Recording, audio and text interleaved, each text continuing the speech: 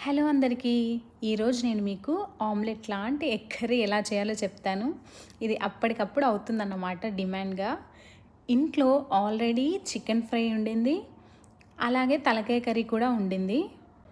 కానీ మా హస్బెండ్‌కి ఎగ్ తినాలనిపించిందంట. సో, వాళ్ళ అమ్మని అడిగేసరికి మా అత్తయ్య అప్పటికప్పుడు చేస్తుంది. సో, అలా ఉంటాయన్నమాట మా ఆయన డిమాండ్స్ ఇంట్లో.